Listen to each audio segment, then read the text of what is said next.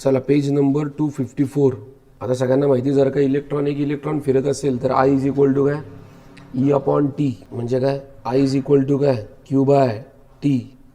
I is equal to E upon T. T is equal to काय 2 pi upon omega. Omega is equal to काय V upon R. म्हणजे I is equal to काय E V upon 2 pi R. Formula mark करून ठेवा. बरं मागाच्या धड्यामध्ये शिकवलं magnetic dipole momentum is equal to N I A. बरोबर आहे का एन आय ए. आता एकच ऑर्बिट घेतले म्हणजे एनची व्हॅल्यू किती 1. म्हणजे मॅग्नेटिक डायपोल मोमेंटला यांनी कशाला दाखवले orbital magnetic moment that is equal to काय I into A.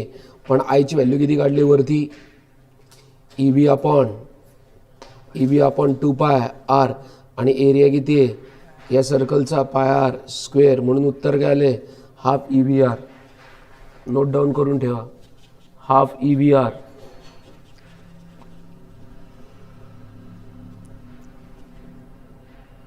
Half E V R.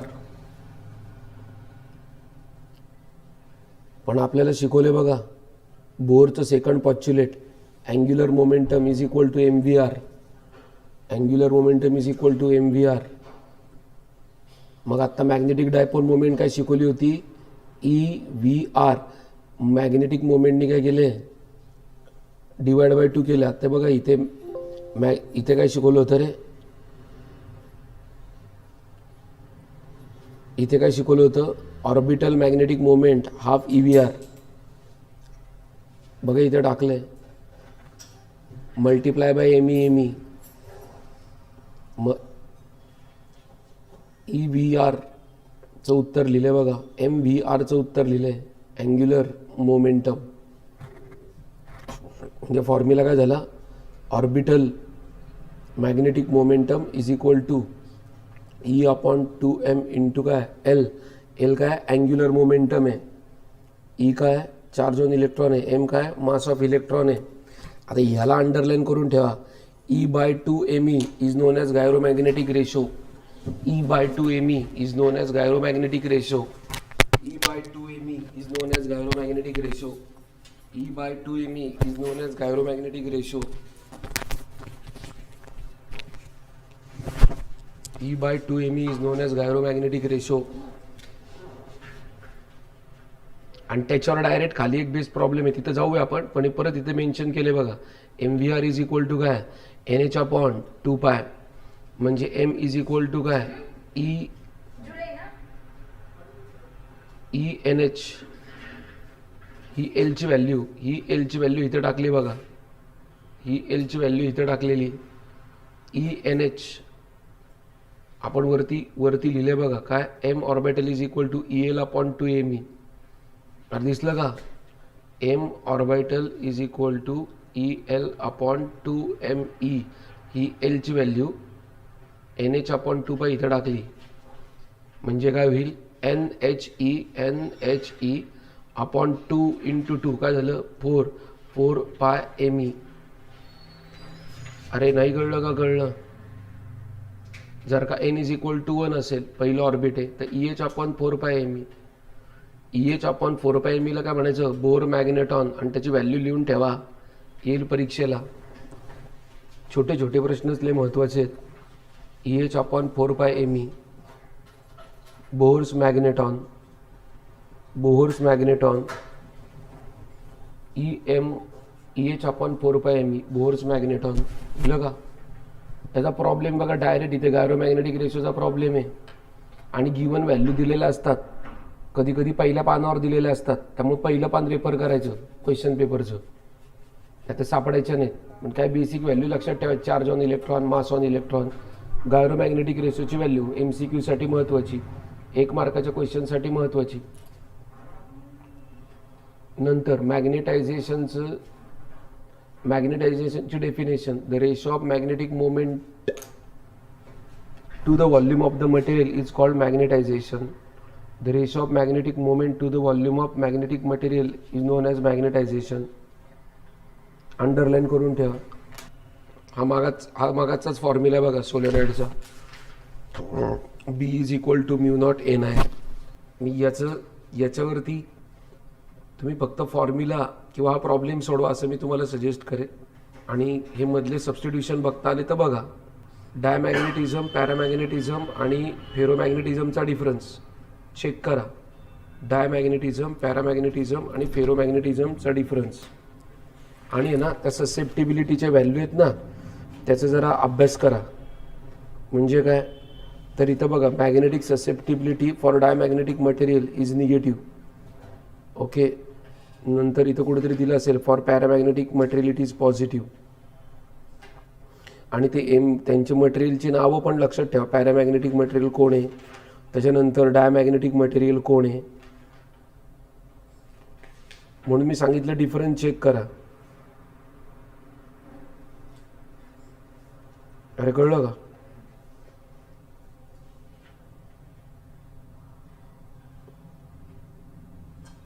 नंतर हे काय is inversely proportional to absolute temperature, ते एक रिलेशन लक्षात ठेवा. Curie law, Curie law, Curie law, Curie लॉला अंडरलाईन करून ठेवा.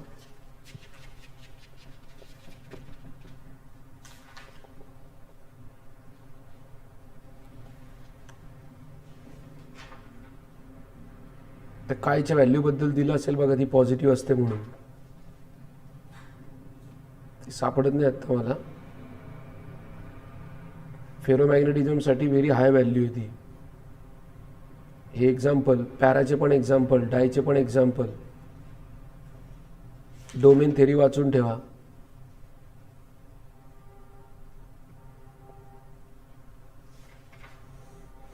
हा प्रॉब्लेम करा, सोपा प्रॉब्लेम आहे हा. फॉर्म्युल्यात व्हॅल्यू टाकायचे आहेत फक्त. इफेक्ट ऑफ टेम्परेचर करा. काय इज इक्वल टू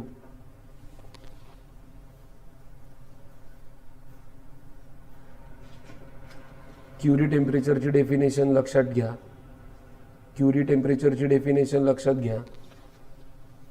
क्युरी टेम्परेचरची डेफिनेशन लक्षात घ्या.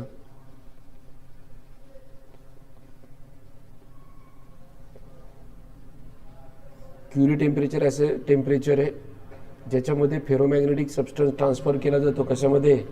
पॅरामॅग्नेटिक सबस्टन्समध्ये. पेज नंबर 257 वर आहे का ते?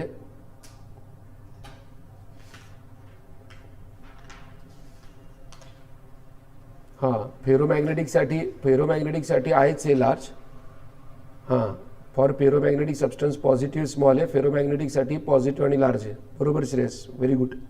आणि डायमॅग्नेटिकसाठी निगेटिव्ह आहे. ते लक्षात ठेवा, ते MCQसाठी महत्त्वाचं आहे. थँक्यू श्रेयस. कुठेतरी होतं, मला आठवत होतं, पण गुड.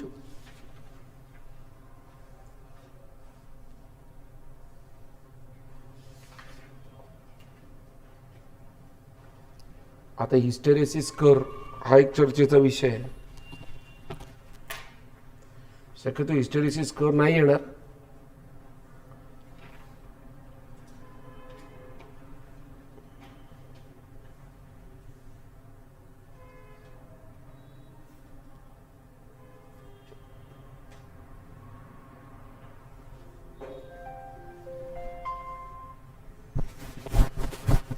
हिस्टेरेसिस कर्व बघूया.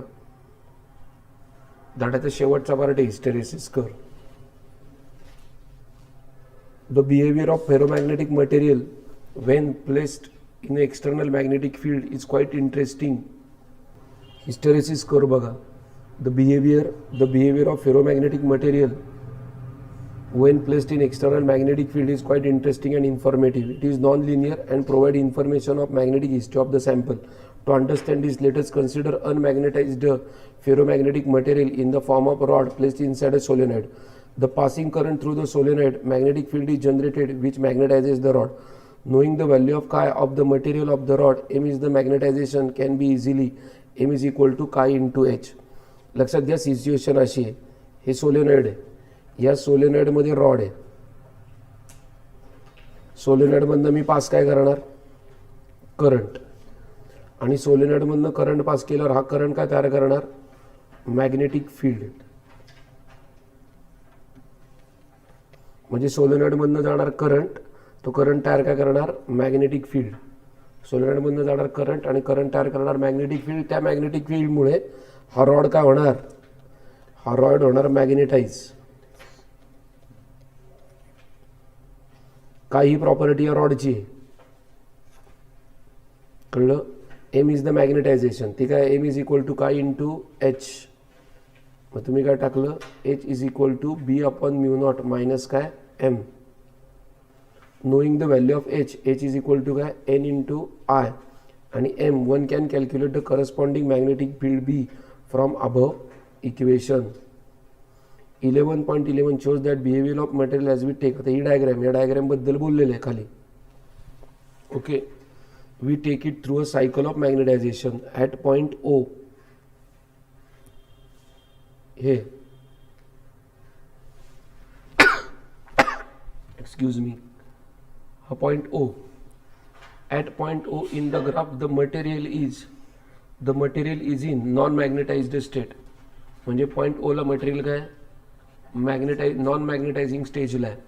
ऐकावर का आलं तर मार्क पडणार तुम्हाला 100%. At the strength of external magnetic intensity H is increased, B also increases as shown by dotted line. जर का तुमचा काय वाढला, जर का एच वाढला तर तुमचा बी सुद्धा काय होणार आहे, वाढणार आहे. अरे कळलं, एच वाढला बी सुद्धा वाढला. But increase is in what, non-linear. Near point A the magnetic field is at its maximum value, which is the saturation magnetization condition of the rod. म्हणजे याच्यानंतर काय होणार आहे, मॅग्नेटायझेशन वाढत चाललंय, मॅग्नेटायझिंग फोर्स वाढत चाललाय, मॅग्नेटिक इंडक्शन सुद्धा वाढत चाललंय आणि पॉईंट ए ला काय झालंय, सॅच्युरेशन झाले. आता याच्या पुढे तो मॅग्नेटाइज होऊ शकत नाही. This represents the complete alignment and merge of domain. सगळे डोमेन काय झालेत आता, पूर्वी डोमेन काय होते रे, वेगळ्या वेगळ्या डायरेक्शनला होते. आता सगळे डोमेन काय झालेत, दे आर एका डायरेक्शनला. कुठल्या पॉईंटला सगळे डोमेन एका डायरेक्शनला आलेत, कुठल्या पॉईंटला डोमेन एका पॉईंटला आलेत, तर त्याचं काय म्हटलंय, सॅच्युरेशन मॅग्नेटायझेशन. जर का आता एच वाढवला तर काय तुमचा बी वाढणार नाही, हे लक्षात ठेवायचं. This process is not what, reversible. At this stage, if the current in the solenoid is reduced, the earlier path of graph is not what, retraced. म्हणजे काय, जर का करंट कमी केला म्हणजे मॅग्नेटिक फील्ड कमी केलं म्हणजे थोडक्यात मॅग्नेटायझेशनची प्रोसेस वाढवली का थांबवली तर काय परत तो उलटा परत ओरिजिनल अवस्थेला जात नाही. याचा अर्थ डोमेन परत या अवस्थेला जात नाहीत. When h is equal to 0 is made 0, point B in the figure, we do not get B is equal to what, 0. म्हणजे काय केलं रे, मॅग्नेटायझिंग फोर्स. आता काय म्हणायचं नीट बघा, when h is equal to 0, what, 0, current through solenoid is made what, 0, point B in the what, figure. म्हणजे h ला काय करून टाकला 0, h ला 0 केला म्हणजे तुम्ही b ला पण काय केला 0 केला, पण तरी सुद्धा मॅग्नेटायझिंग फोर्स आहे का नाही आहे. The value of b when h is 0 is called as what, retentivity or what, reminence. अरे नाही कळलं का, कळलं काय, जेव्हा मॅग्नेटिक इंडक्शन 0 असेल, सॉरी मॅग्नेटिक इंटेन्सिटी 0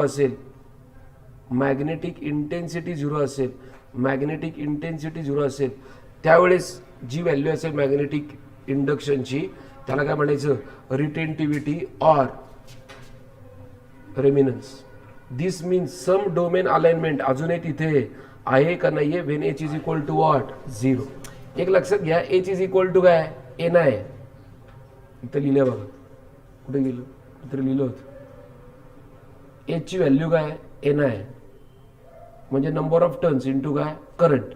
मग करंट 0 झाला म्हटल्यानंतर तुम्ही काय केलं, एच इज इक्वल टू काय केलंय, 0 केलं. सोलेनॉइडचा करंट कमी केला ना तुम्ही, म्हणजे एच ला 0 केला, पण त्यावेळेस तुम्हाला काही ना काहीतरी बी ची व्हॅल्यू आहे का नाही आहे. मॅग्नेटायझिंग फोर्स म्हणजे एच इथं बघा बी आहे, म्हणजे काही ना काहीतरी तुम्हाला मॅग्नेटिक इंडक्शन मिळतंय. पुढे next, when the current in solenoid is increase. आता काय केलं, करंट काय केला, वाढवला. In the what, reverse direction. Point C in the graph is reached where B is 0 at certain value of H. आता काय झालं रे, आता पॉईंट सी मिळालाय, करंट काय केला, आता परत कमी केला का वाढवला, पहिले मी सॅच्युरेशनला नेलं बरोबर.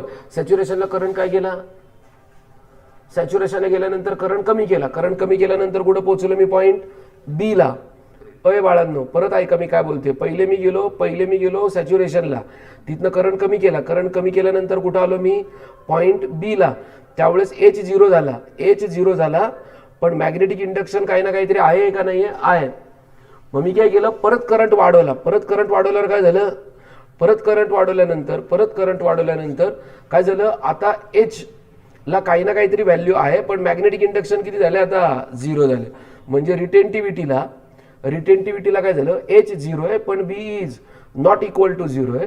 पण कोरिसिव्हिटीला काय, बी इज इक्वल टू 0 आहे पण H is not equal to 0 आहे. अर्थ कळलाय का सगळ्यांना? कळल्यावर सांगा मला अर्थ, नक्की सांगा. At this point domain are randomly oriented with respect to what, each other. If the current is further increased in the reverse direction, B increases and against a saturation state that is point D. आणि अजूनही तुम्ही जर का current वाढवला तर परत एकदा saturation पॉइंटला जाऊन पोहोचेल. फक्त कुठल्या, सेम डायरेक्शनला का अपोजिट डायरेक्शनला, अपोजिट डायरेक्शनला. तर बघा इथं परत तुम्हाला दिसे करंट वाढवला. अरे कळलं का नाही कळलं? आणि आता परत काय केलं, परत एकदा, म्हणजे आता किती सॅच्युरेशन पॉईंट मिळाले मला, एक का दोन सॅच्युरेशन पॉईंट मिळाले. अरे कळलंय. रिटेंटिव्हिटीला काय झाले कळलंय, रिटेंटिव्हिटीला B is not equal to 0, H is equal to 0. कोरिसिव्हिटीला H is not equal to 0, B is equal to 0. अरे कळलंय.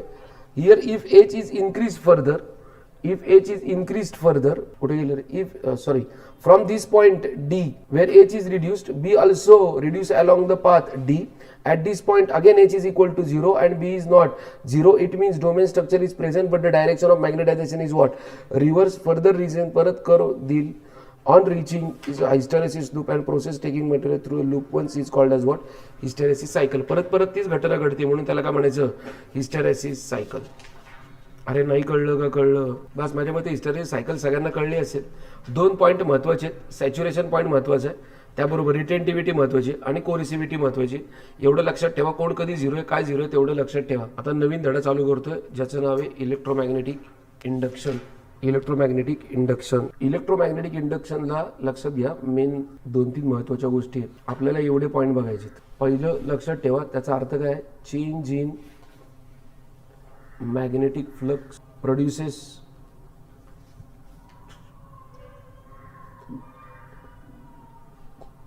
induced EMF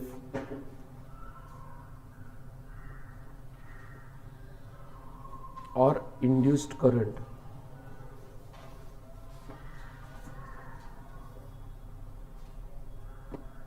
Change in magnetic flux produces induced EMF or induced current.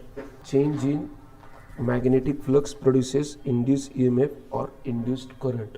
E is directly proportional to d phi by dt. हा फॅरेडेचा law आहे आणि त्याला minus sign जर का जोडलं तर तो लेन्झ आहे, म्हणजे E is directly proportional to d phi by dt. हा फॅरेडेचा लॉ आहे. फॅरेडेज फर्स्ट लॉ आणि फॅरेडेज सेकंड लॉ हे बघा इथे दिलेले आहेत. हे करा, फॅरेडेचा फर्स्ट लॉ म्हणजे change of magnetic flux produces induced EMF. हा फॅरेडेचा फर्स्ट लॉ आहे. आणि दुसरा लॉ काय, इंड्यूस्ड EMF ची जी व्हॅल्यू आहे is directly proportional to rate of change of magnetic flux. म्हणजे E is directly proportional to d phi by dt. इथं प्रोपोर्शनॅलिटी कॉन्स्टंटची व्हॅल्यू 1 आहे, त्याचं युनिट करा वेबर पर सेकंद लक्षात ठेवा. लेन्झ लॉ, लेन्झनी फक्त काय सांगितले, the direction of induced EMF.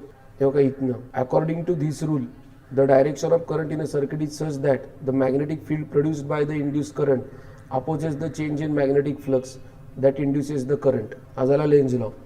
हे 2 करा. जर का तुम्हाला डेरिव्हेशन येत असेल तर E is equal to minus d phi by dt चं डेरिव्हेशन करा. जनरेटरची स्कीमॅटिक डायग्राम करून ठेवा. आणि हा फॉर्म्युला आहे, हा एसीचाच फॉर्म्युला आहे, एसी सर्किटचा. E is equal to E not sine omega T. पण आपला ओमेगा म्हणजेच काय, 2 पाय f टाका इथे, म्हणजे E इज इक्वल टू काय, E नॉट साइन 2 पाय ft. हा प्रॉब्लेम नंबर आहे, तुम्ही इथं बघू शकता. Coil consist of 400 turns, page number 272. म्हणजे नंबर ऑफ टर्न्स दिलेत. Each turn is square side, d is 20 centimetre. A uniform magnetic field directed perpendicular to the plane of the coil is turn on. The field changes linearly 0.0 ते 0.5 in 0.t म्हणजे पहिल्यांदा एक magnetic induction आहे, नंतर एक magnetic induction आहे आणि time दिला. इंड्यूस EMF विचारला आहे. ईचा फॉर्म्युला काय d∅dt. पण नंबर ऑफ टर्न्स किती आहेत n, म्हणजे काय करायचं त्याला, आणि फायचा फॉर्म्युला काय b इंटू ए. फायचा फॉर्म्युला विसरू नका, b इंटू ए. फायचा फॉर्म्युला b इंटू ए. मग E इज इक्वल टू काय d∅dt एका टर्नसाठी. मग n टर्न आहेत म्हणून त्याला nनी काय केले, मल्टिप्लाय केले. n ची व्हॅल्यू काय b इंटू ए. मग टाका इथे E is equal to n b into A into काय ba dt झालं ते dB/dt. n into dBA by dt. अरे कळलं का. मग ए काय कॉन्स्टंट आहे, मॅग्नेटिक इंडक्शन टाईमप्रमाणे चेंज होणार आहे. अरे हेच तर त्याचं लॉजिक आहे, मॅग्नेटिक इंडक्शन चेंज होतं म्हणून तर इंड्यूस EMF तयार झाला आहे. म्हणजे मी इथं काय लिहिणार n इंटू ए dB/dt. त्या dB/dtला त्यांनी काय लिहिले नंतर delta B by delta t. मग डेल्टा B म्हणजे काय b final minus b initial upon delta t. मग n ची व्हॅल्यू किती आहे 400. एरिया किती दिला आहे 20 सेंटीमीटर स्क्वेअर आहे, पण त्याला काय करा मीटरमध्ये करा. b फायनल किती आहे 0.5, b इनिशियल किती आहे 0, डेल्टा t किती आहे 0.8 सेकंड. टाका ना त्याच्यात.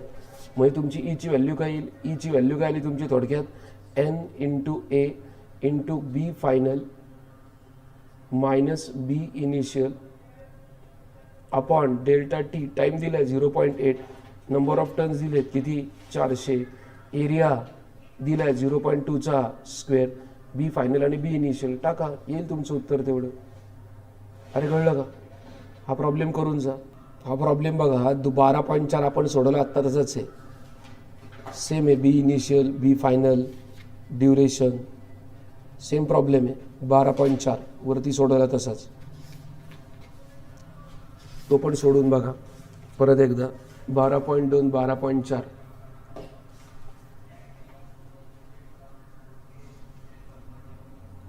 आता इथे एक फॉर्म्युला, अजून इथे एक फेमस फॉर्म्युला आहे काय इंड्यूस EMFचा.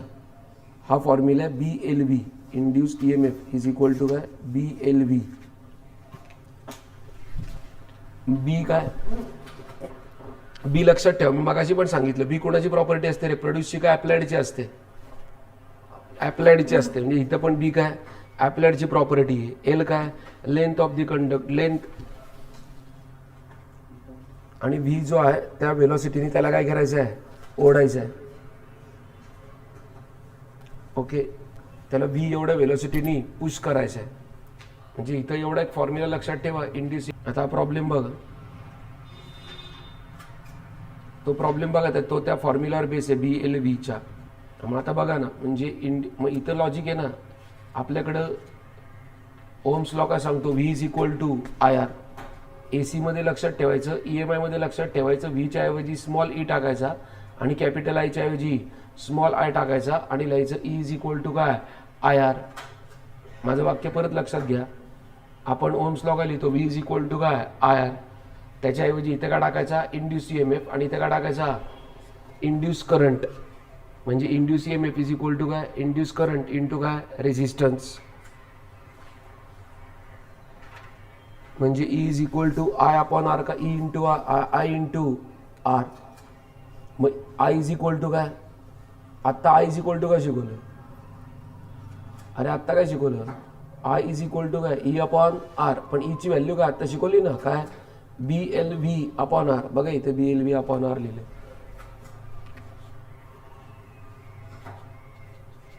फॉर्म्युले सोपे आहेत, त्याच्यावर करा, मी तुम्हाला जास्त त्रास देत नाही. बरं आता परत फॉर्म्युला बी आला इथे, दिसला का एवढा फोर्स ॲक्ट झाला त्या कंडक्टरवर. अरे बोला हो का नाही. म्हणजे तो फोर्स ॲक्ट झाला म्हटल्यावर काय झालं, फोर्स इज इक्वल टू काय बिल. पण तुम्ही आयची व्हॅल्यू किती काढली इथे BLV अपॉन R. म्हणजे BLV upon R into L into B.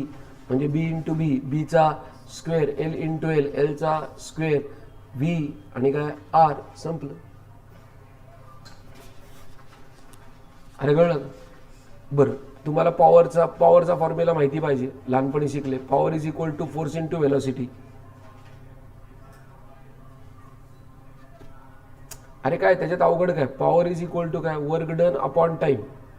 हा, वर्क डनचा फॉर्म्युला काय, force into displacement upon time. मग डिस्प्लेसमेंट अपॉन टाइम काय, व्हेलॉसिटी, म्हणजे फोर्स इंटू व्हेलॉसिटी. बरं आता तुम्ही वरती काय काढला, फोर्स काढला ना, त्याची व्हॅल्यू काय काढली, B square L square V upon काय आर. मग इथं व्हीनी मल्टिप्लाय करा तर तुमचं पॉवर झाली. अरे नाही कळलं का, कळलं. इकडे बघा, तुम्ही एवढंच तुम्ही इकडेच बघा, ई इज इक्वल टू, तुम्ही काय लक्षात ठेवायचं मास्तर, E is equal to B L V. त्याच्यानंतर ई इज इक्वल टू काय I R, I is equal to काय ई अपॉन आर, म्हणजे B L V upon R. Force is equal to, sir तुम्ही काय शिकवले, बी आय एल. ही value टाकायची इथे, ही पाठ नाही करायची. आर काय रेडियस आहे का रेजिस्टन्स आहे. हां, अरे कळलं का. मग हा एफ झाला, मग पॉवर इज इक्वल टू काय एफ इंटू व्ही. मग इथलं एफ इथं टाकायचं. काय ते जाऊ, अरे नाही कळलं का, कळलं. मग पहिले फक्त बीचा आणि एलचा स्क्वेअर झाला, नंतर काय व्हीचा स्क्वेअर करायचा. काय ते अवघड, लिहून टिपून ठेवाय फॉर्म्युला. बरं तेच लॉजिक लावून परत काय काढलं, rate of production of heat energy. परत तेच B square L square V square upon R. Eddy करंटची डेफिनेशन करा आणि एडी करंटचे ऍप्लिकेशन करा. एडी करंट आणि एडी करंटचे ऍप्लिकेशन, एडी करंट आणि एडी करंटचे ऍप्लिकेशन.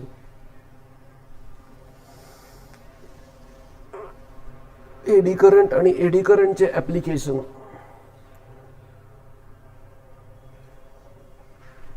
हे पॉवर कळली सगळ्यांना, ई कळला, आय कळला.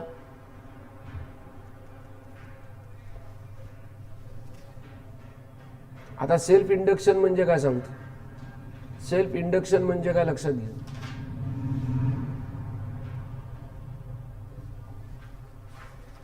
एकच कॉईल घेतली, ही एकच कॉईल घेतली, कॉईल 1 277. तिकडेच बघू, एकच कॉईल घेतली कॉईल 1 आणि त्या कॉईल मधनं काय बदललाय, करंट बदललाय. करंट व्हॅरी झाल्यामुळे काय बदलेल रे, करंट जर का व्हॅरी झाला तर त्यांनी तयार केलेलं मॅग्नेटिक फील्ड सुद्धा काय होईल, मॅग्नेटिक फील्ड सुद्धा व्हॅरी होईल. आता मला सांगा, या कॉईलमधनं जाणारा करंट बदलला, मॅग्नेटिक फील्ड बदललं, म्हणजे याच कॉईलमध्ये मॅग्नेटिक फील्ड बदलल्यामुळे त्याच कॉईलमध्ये इंड्यूस ईएमएफ तयार होईल आणि त्याच कॉईलमध्ये इंड्यूस करंट तयार होईल. बरं सांगतो, फारच सांगतो, एडी करंट सांगतो. म्हणजे करंट कॅरी त्या कॉईलमधनं करंट फ्लो होताना, करंट फ्लो झाला पण तो करंट व्हॅरी झाला, त्याच्यामुळे मॅग्नेटिक फील्ड व्हॅरी झालं आणि मॅग्नेटिक फील्ड व्हॅरी झालं, करंट व्हॅरी झालं, मॅग्नेटिक फील्ड व्हॅरी झालं. पर्यायाने काय ई आणि आय जमा झाले, तयार झाले. म्हणजे त्याच कॉईलमधल्या करंटमध्ये बदल झाल्यामुळे त्याच कॉईलमध्ये इंड्यूस ईएमएफ किंवा इंड्यूस करंट तयार होतो. त्याला काय म्हणायचं, सेल्फ इंडक्शन. काय म्हणायचं त्याला, सेल्फ इंडक्शन. काय म्हणायचं त्याला, सेल्फ इंडक्शन. मग काय होईल रे, जेवढा मॅग्नेटिक फ्लक्स जास्त असेल तेवढा इंड्यूस तयार झालेला करंट सुद्धा काय असेल, जास्त. म्हणून इन्व्हर्स का डायरेक्ट. मग फाय इज इक्वल टू काय L into I. L is equal to काय फाय अपॉन आय. या एलला काय म्हणायचं, constant of proportionality, self inductance किंवा कोएफिशियंट ऑफ सेल्फ इंडक्शन.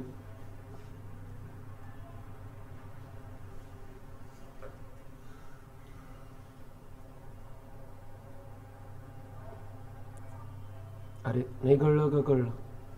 जर का एन टर्न असतील तर काय करायचं, त्या फायला एननी मल्टिप्लाय केलं, याच्या पलीकडे काय केलं. अरे कळलं का. युनिट लक्षात ठेवा, is equal to minus D phi by D T. म्हणजे फायच्या जागी काय टाकले, एल इंटू आय टाकले. एल बाहेर काढला म्हणजे काय, minus L D I by D T. मग L is equal to D I by D T कुठं नेला, ईच्या डिनॉमिनेटरला. मग ई एम एफचं युनिट काय वोल्ट, करंटचं युनिट काय ॲम्पियर, टाईमचं युनिट काय सेकंड. मग सेकंद कुठं जाईल वर, म्हणजे वोल्ट सेकंड पर काय ॲम्पियर. इकडं बघा आता, पण व्ही इज इक्वल टू काय असतं आय आर. म्हणजे V upon I is equal to काय असतं आर. मग व्ही कोण आहे वोल्ट, आय कोण आहे ॲम्पियर, म्हणजे वोल्ट पर ॲम्पियर हा कोण आहे ओहम, म्हणजे याचा अजून एक युनिट काय ओम सेकंड. म्हणजे हेनरी म्हणजेच काय ohm second. Henry is ohm second. Henry is ohm second.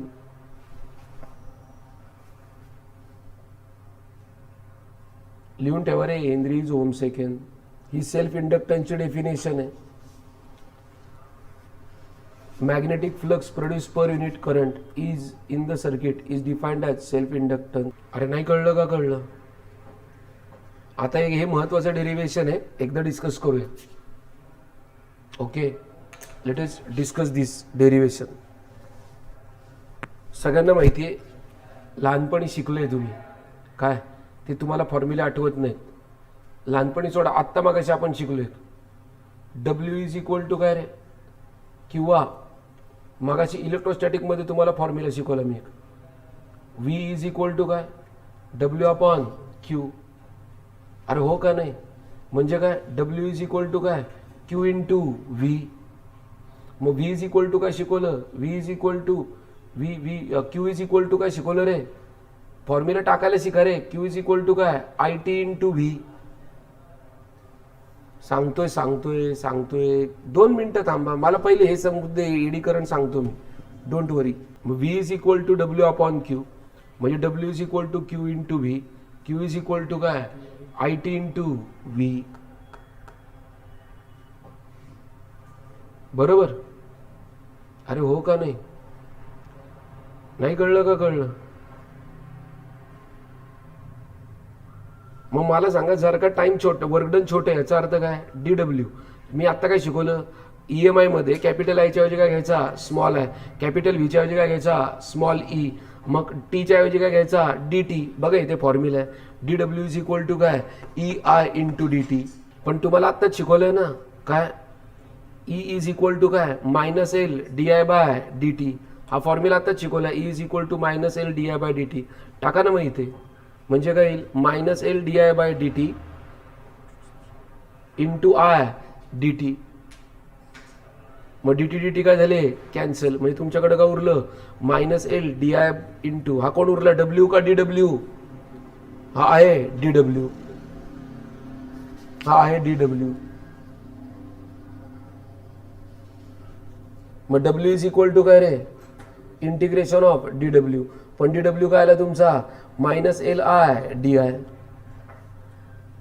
अरे कळलं का? मग तो कुठून कुठं वाढणार, 0 पासून मॅक्झिमम व्हॅल्यू पर्यंत. मग त्याचं इंटिग्रेशन किती आलं minus L I not square by 2.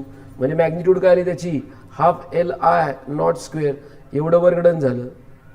मग जर का त्याची आय नॉटची व्हॅल्यू 1 असेल तर तुमचं काय येईल डब्ल्यू इज इक्वल टू काय हाफ इंटू काय एल, म्हणजेच एल इज इक्वल टू काय येईल 2 इंटू काय डब्ल्यू. हे नाही आलं का सांगा मला, हे कळलं का नाही कळलं सांगा. म्हणजेच मी काय म्हणणार, सेल्फ एल कोण आहे सेल्फ इंडक्टन्स कशामधला सर्किट मधला, इज न्यूमरिकल इक्वल टू काय ट्वाइस द वर्क डन. हे प्रूव्ह करायला येईल.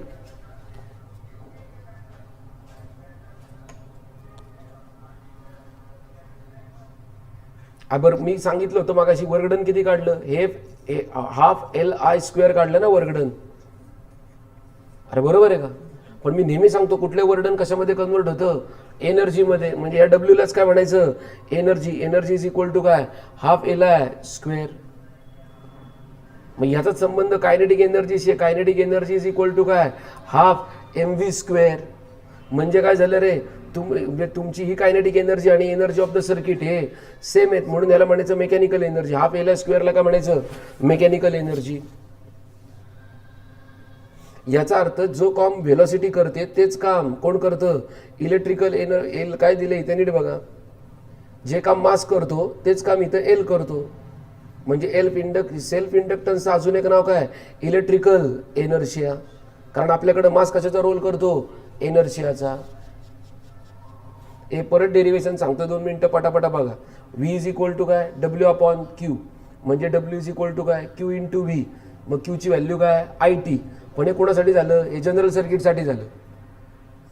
पण आपल्याकडे काय ठरले, सेल्फ इंडक्शनच्या आयच्या कॅपिटल आयच्या ऐवजी स्मॉल आहे, काय टीच्या व्हीच्या ऐवजी काय स्मॉल ई, टीच्या ऐवजी काय डी टी, म्हणून वर्डन काय DW. मग इथं दिसतंय तुम्हाला DW इज इक्वल टू काय EIDT. पण आत्ताच सेल्फ इंडक्शनने मी काढलं ना काय E इज इक्वल टू काय -LDI/dt. मग DT काय झाले कॅन्सल, आणि मला DWचं उत्तर काय मिळालं -LDI. मग मला मोठं वर्डन काढायचं होतं म्हणून इंटिग्रेशन केलं, त्याचं उत्तर आलं ½ LI². मग त्यांनी मला सांगितलं W is equal to L/2 म्हणजे L is equal to 2W. म्हणजे मला MCQ ला विचारतील L इज इक्वल टू काय 2/W का 2W. मग पुढे काय दिले, self inductance of circuit is numerically equal to twice the work done. मग energy of circuit ½ LI², kinetic energy is equal to ½ mv². मग जो मासचा रोल आहे तोच एलचा रोल आहे. मग मासचा रोल काय एनर्शिया, मग ह्याला काय म्हणायचं सेल्फ इंडक्टन्सला इलेक्ट्रिकल एनर्शिया. कळले सगळ्यांना? डाऊट? चला रे, डाऊट आहे का सांगा फक्त मला बाळांनो. इंडक्टन्स ऑफ ए सोलेनॉइड काय B इज इक्वल टू काय μ0 × Ni. हे आपण सोलेनॉइडचं मॅग्नेटिक इंडक्शन बघितले. अरे हो की नाही? मग आत्ताच मागाशी काय शिकवलं, φ इज इक्वल टू काय L × काय I. अरे बरोबर ना. मग हे एका टर्नसाठी म्हणजे N × φ इज इक्वल टू काय Li. म्हणजे L इज इक्वल टू काय N × φ अपॉन काय I. पण नंबर ऑफ टर्नची व्हॅल्यू काय स्मॉल n × काय स्मॉल l. कॅपिटल N म्हणजे टोटल टर्न आहेत आणि स्मॉल n म्हणजे number of turns per unit length आहेत. म्हणून त्याला लेंथनी काय केले मल्टिप्लाय केले. म्हणून त्याला मल्टिप्लाय केले म्हणजे capital N small n × small l BA. म्हणजेच काय झालं μ0 B ची व्हॅल्यू टाकली बघा, B ची व्हॅल्यू टाकली μ0 N आहे इथे, ही B ची व्हॅल्यू टाकली बघा इथे.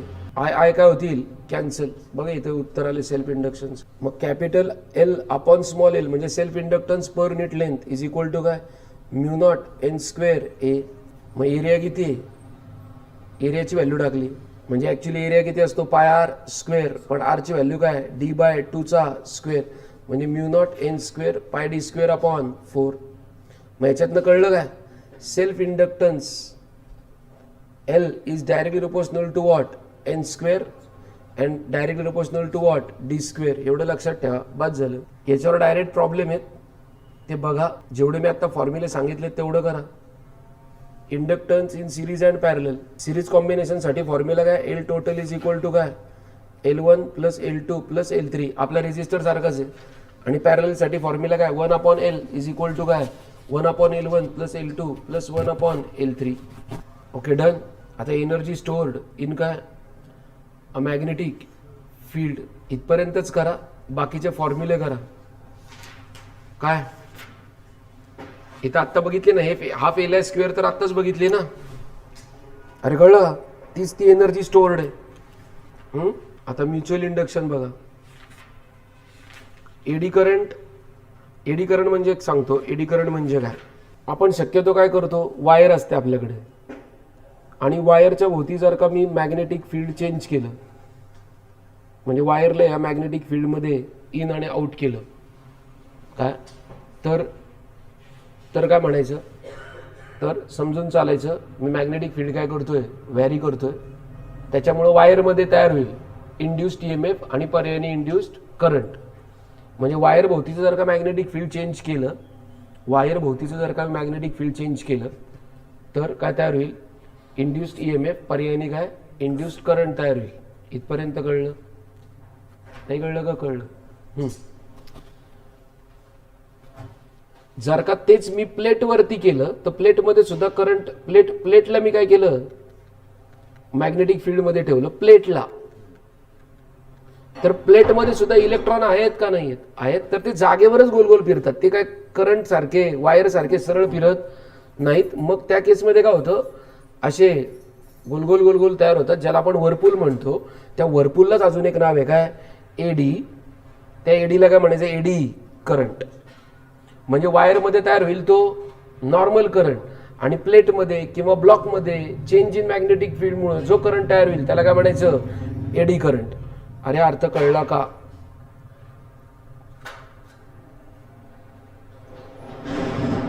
म्हणजे एडी करंट कोणामध्ये तयार होईल, वायरमध्ये तयार होईल का?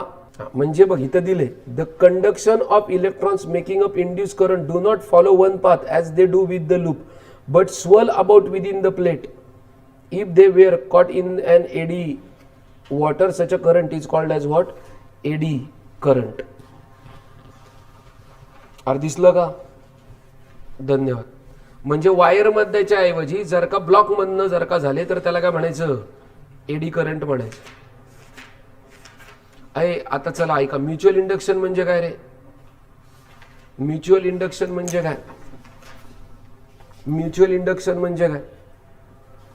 म्युच्युअल इंडक्शन म्हणजे आता दोन लूप असणार आहे आपल्याकडे. किती लूप असणार आहेत? दोन. म्हणजे ही एक कॉईल आहे आणि ही दुसरी कॉईल आहे. मी या कॉईलमधनं करंट व्हॅरी करतो. हां, टू कॉईल आहेत म्हणजे ही कॉईल 1 आणि ही कॉईल 2. काय पहिल्या कॉईलमधनं करंट व्हॅरी करायचा. पहिल्या कॉईलमधला करंट व्हॅरी झाल्यामुळे त्या कॉईलमधलं मॅग्नेटिक फील्ड व्हॅरी होईल. त्याच्या मॅग्नेटिक फील्डमुळे सेकंड कॉईलमध्ये मॅग्नेटिक फील्ड तयार होईल. सॉरी, सेकंड कॉईलमध्ये इंड्युस्ड ईएमएफ तयार होईल. पर्यायाने इंड्युस्ड करंट तयार होईल. म्हणजे एका कॉईलमुळे दुसऱ्या कॉईलमध्ये करंट तयार झाला म्हणून त्याला काय म्हणायचं, म्युच्युअल इंडक्शन. एका कॉईलमुळे दुसऱ्या कॉईलमध्ये जो करंट तयार झाला त्याला काय म्हणायचं, म्युच्युअल इंडक्शन. एका कॉईलमुळे दुसऱ्या कॉईलमध्ये जो करंट तयार झाला त्याला म्हणजे एका कॉईलमधला करंट बदलला त्यामुळे दुसऱ्या कॉईलमध्ये त्याचा परिणाम दिसतो आपल्याला. पहिल्या कॉईलमधला करंट बदलला. पहिल्या कॉईलमधला करंट बदलल्यामुळे त्यातलं मॅग्नेटिक फील्ड बदललं. ते मॅग्नेटिक फील्ड बदलल्यामुळे दुसऱ्या कॉईलमधलं मॅग्नेटिक फील्ड बदललं. दुसऱ्या कॉईलने ते फील केलं. दुसऱ्या कॉईलमध्ये इंड्यूस ईएमएफ तयार झाला.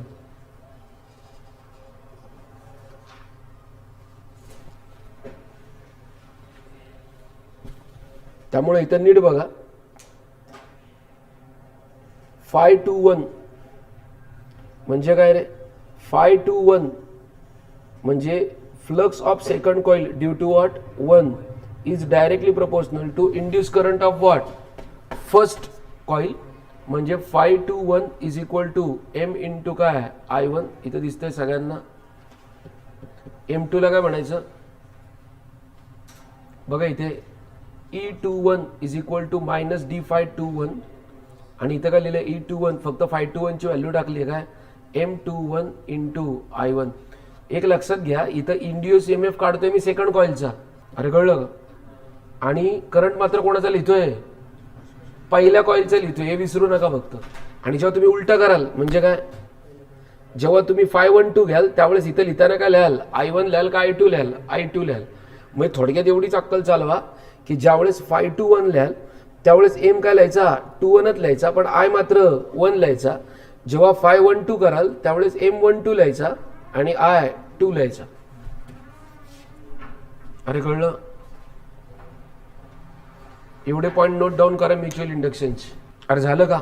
त्या म्युच्युअल इंडक्शनची डेफिनेशन म्हणजे म्युच्युअल इंडक्शन म्हणजे ईएमएफ कोणाचा काढता तुम्ही, सेकंडरीचा, पण करंट मात्र कोणाचा लिहिता, प्रायमरीचा लिहिता.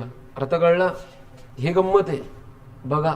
तुम्ही म्युच्युअल इंडक्शन तुम्ही ईएमएफ काढला इथं, जेव्हा Φ21 पकडलाय त्यावेळेस E21च काढलाय, लक्षात ठेवा. Φ12 घेतलाय त्यावेळेस E12च काढलाय तुम्ही. काय अरे कळलं का नाही कळलं? हो का, इथे E12च काढलाय. म्हणजे हे तर शिकण्यासारखं आहे. काय इथं जेव्हा सेकंडरी आहे तेव्हा करंट मात्र प्रायमरीचा लिहायचं आहे. अरे कळलंय का सगळ्यांना? परत याचं पण युनिट हेनरी, ओम सेकंड, 1 ओम सेकंड, सेम, काही फरक नाही. कोएफिशिएंट ऑफ कपलिंग,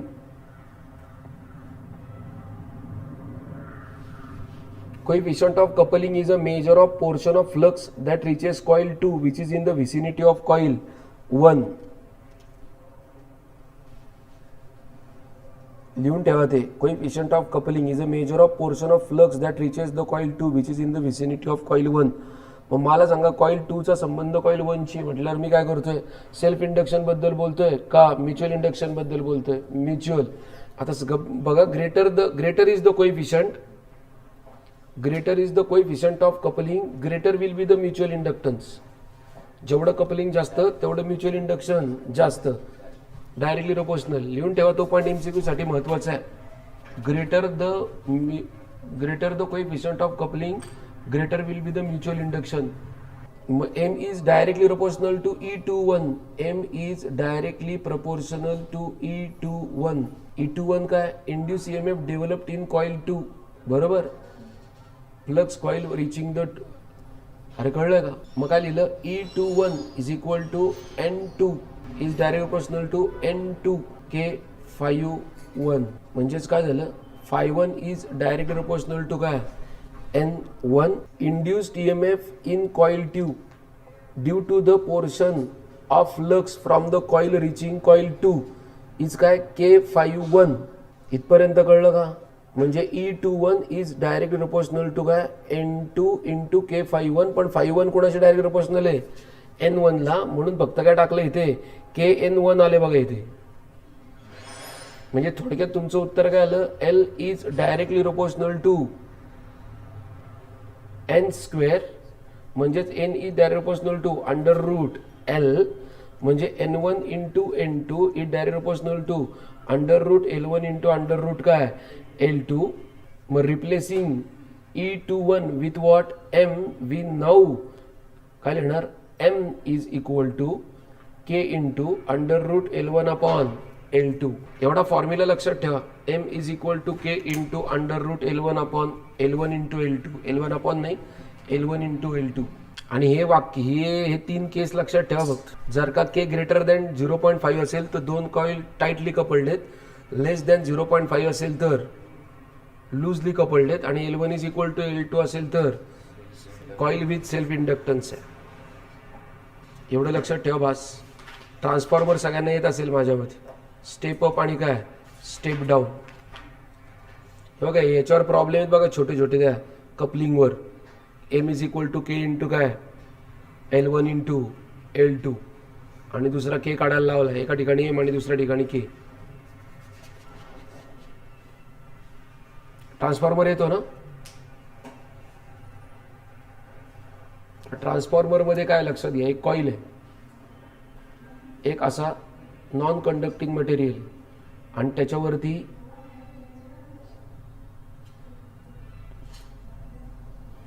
असे टर्न्स आहेत वायरचे, आणि हे नंबर ऑफ टर्न्स प्रायमरी.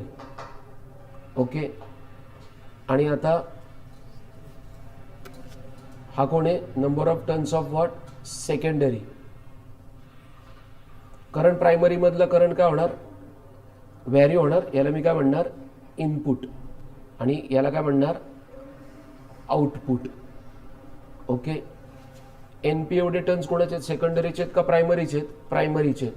आणि NS एवढे टर्न कोणाचे आहेत, सेकंडरीचे आहेत. अरे कळलं हो का नाही. आता इनपुटचा करंट काय होणार आहे, व्हॅरी होणार आहे, त्यामुळे त्याचं मॅग्नेटिक फील्ड सुद्धा काय होणार, व्हॅरी होणार. त्याच्यातलं मॅग्नेटिक फील्ड व्हॅरी झालं तर त्याच्यात जे तयार होईल ते म्युच्युअल इंडक्शन का सेल्फ इंडक्शन, सेल्फ. आणि समोरच्या मध्ये जो इंड्यूस EF तयार होईल तो म्युच्युअल मुळे.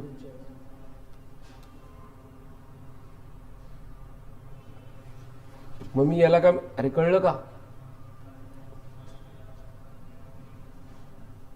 मग आपल्याला काय शिकवलंय, E इज इक्वल टू काय, मायनस d∅/dt. मग याला जे मॅग्नेटिक फील्ड आहे ते एका टर्नला, ह्याच्या आणि ह्याच्या टर्नला सेम आहे, पण एका टर्नची असोसिएटेड किती, एका टर्नची असोसिएटेड मॅग्नेटिक फ्लक्स किती, फाय. मग NP टर्नची किती, NP इंटू फाय. याचं किती, NS इंटू फाय. म्हणजे मी काय म्हणणार, for primary EP is equal to काय, मायनस d∅p/dt. पण φp ची व्हॅल्यू किती आहे, NP इंटू फाय. नाही कळलं. फायचा संबंध कोणाशी आहे, एका टर्नशी आहे का अनेक टर्नशी आहे. फायचा संबंध कोणाशी आहे, एका टर्नशी आहे. मग याच्या एका टर्नची पण फायच मॅग्नेटिक फ्लक्स आहे, आणि याच्या पण, म्हणजे प्रायमरीच्या पण फाय हे एका टर्नची संबंधित आहे, आणि सेकंडरीचे पण फाय एका टर्नची संबंधित आहे. अरे कळलं का? मग प्रायमरीशी संबंधित किती आलं 5p. 5p is equal to काय np इंटू फाय आणि फाय एस इज काय बरं phi S is equal to काय आलं ns इंटू फाय. अरे कळलं का? नाही कळलं? काय कळलं? प्रायमरीशी संबंधित मॅग्नेटिक फ्लक्स 5p. प्रायमरीशी संबंधित magnetic flux 5p. 5p is equal to काय np इंटू फाय आणि phi S is equal to काय ns इंटू फाय. कळलं का? म्हणजे E is equal to EP is equal to काय आलं minus D phi P by D T आणि ES is equal to काय आलं minus D phi S by D T. पण 5pचं उत्तर काय NP इंटू फाय आणि फाय एसचं उत्तर काय फाय एस इंटू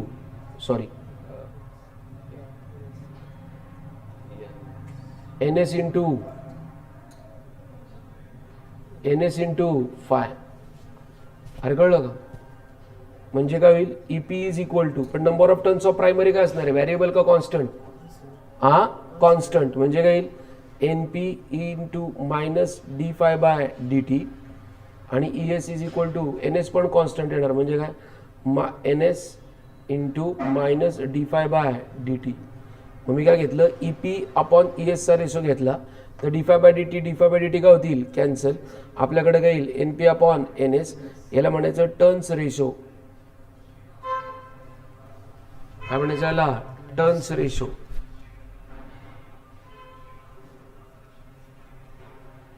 कळलं का? पण आपल्याला काय सांगितलंय इनपुट पॉवर कशाने दाखवतात E into I. EP into I P is equal to काय ES इंटू आय एस. म्हणजे फॉर्म्युला काय येईल EP अपॉन ES.